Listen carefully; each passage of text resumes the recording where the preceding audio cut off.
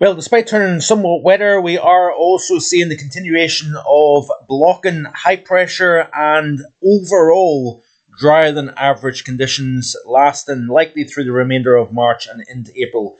Thanks for clicking on to the Tuesday edition of Vogan's European Outlook. This is the GFS Northern Annular Mode Index, and it essentially represents the final stratospheric warming way up in the upper levels, and then it will gradually propagate its way down through the column and linger in through the month of April. I'm really beginning to firm up these ideas with regards to the potential. Now, you could get one of two different things with a high latitude blocking situation. We could see cool and wet, or we could have cool and dry.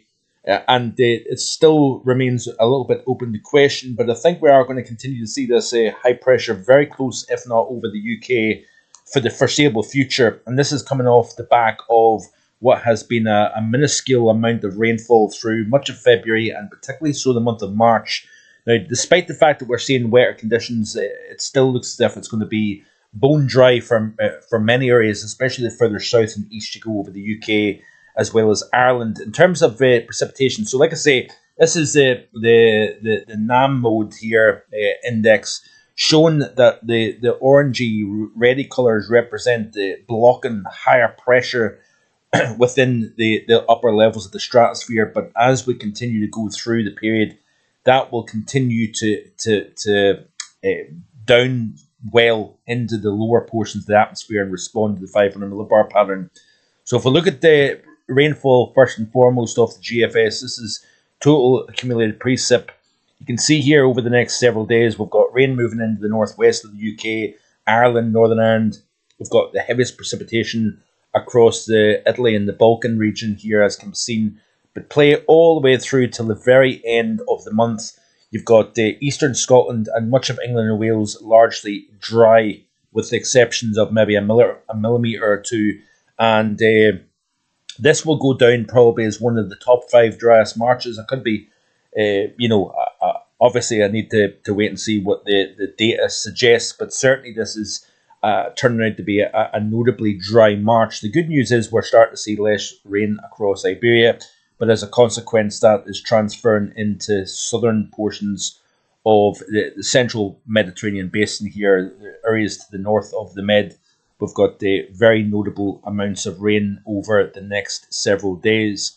But in terms of that blocking situation here, I want to first of all show you the GFS model with regards to the pressure patterns. We'll play through the loop. You can see systems flirting, moving across the top of the UK. We've got a bit more of a notable area of low pressure moving in as we progress towards the Friday time frame.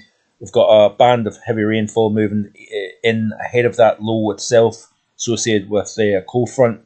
Behind that, we've got chillier air moving in. We've got a mix of rain, sleet, and hill snow. That then clears away, and the GFS is indicating that largely high pressure is going to remain dominant across the UK and Ireland. Now, we do have some flirts with a Scandi high developing in the week 1 of April. That remains to be seen, but generally speaking, the take home from all this is the fact that it looks as if we're going to see high pressure remaining largely dominant through much of the UK and much of Western Europe, in fact, all the way out towards the middle portions of the month. And then you can see here a slight change showing up towards Wednesday, 9th of April, which is obviously a way out in Fairyland territory here. But looking at the CFSV2 upcoming 7 days, we've got this stretched out area of high pressure extending from North America across the Atlantic and into the UK and Ireland. Any low pressure is up towards Iceland and Greenland. That is where our jet stream is currently positioned, and it looks as if it's going to largely remain that way. Into week 2, you can see here that high then it splits a little bit. The main core of the high actually shifts into Northern Europe, but an extension still westwards towards the UK and Ireland. So therefore, we're not getting any appreciable Atlantic influence in terms of moisture anyway through the period between 31st of March and the 7th of April. Moving out to week 3 then, you can see here that high then positions itself generally over and north of the UK. We've got this low pressure down towards the Azores and Iberia.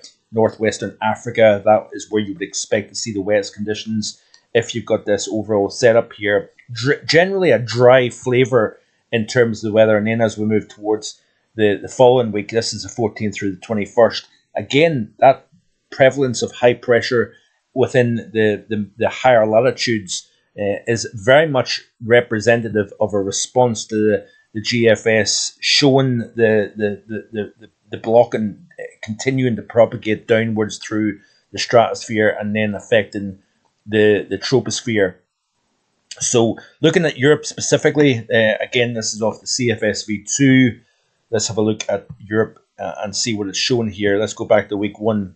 We'll show the 500 millibars, and then we'll look at the precipitation and then temperature as well. So we can see here week 2, the high still over the UK and Ireland, so we've not got any strong influence of the Atlantic here. The jet stream tends to be in a weakening state at this time of the year, generally mid-March through mid-April, and then extending even into the month of May. That's generally when our jet stream is at its weakest point, and that, therefore it becomes a little bit more stagnant. The weather doesn't have as much west to east momentum, and therefore it can sometimes be difficult to pinpoint exact weather conditions. Depends on whether you're parked underneath the trough or underneath the ridge.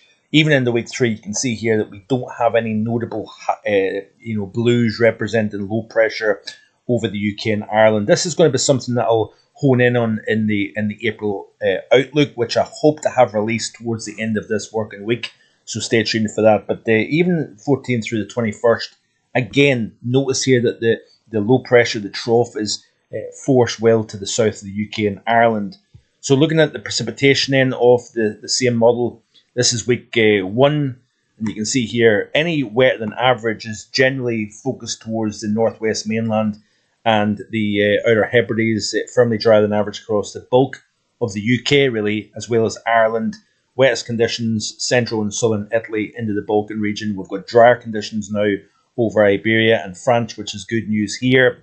As we move into week 2, you can see here again, we're continuing with this dry theme. Week 3, week 4, and then into week 5, there is no clear wetter than average signal until you reach the end of April.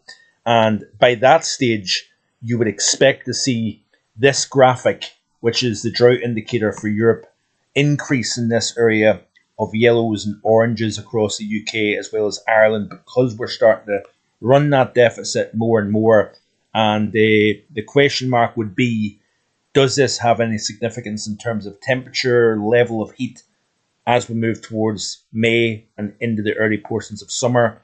That is going to be the question that we will eventually hopefully find out. Looking at the current temperatures across Europe, you can see here that there is not really much cold to speak about. Even across the far north of Europe here, we've not got a huge amount of cold to speak about. So a fairly mild regime across the board. Looking specifically at the UK and Ireland, we've got generally double figures, upper teens, even across parts of eastern central belt of Scotland here. We've got 17 at Dundee, Riverside, and we've also got 16.6 at Lookers further south. You can see here that we've got a few 16s and 17s generally in south central areas of England. So yeah, let me just see here real quick in terms of precipitation over the last 72 hours. How's it been looking? And this is how it's looked. Not a huge amount of rain in the last 3 days across the UK as well as Ireland. Let's have a look quickly at Europe and see, generally speaking, we've got more southern areas of the continent as wettest compared to normal. So yes, I think that is it for today. I hope you're enjoying the content here on the channel. Be sure to drop a comment and I will try and respond if I can. And yeah, enjoy the rest of your Tuesday. See you tomorrow with more. Bye for now.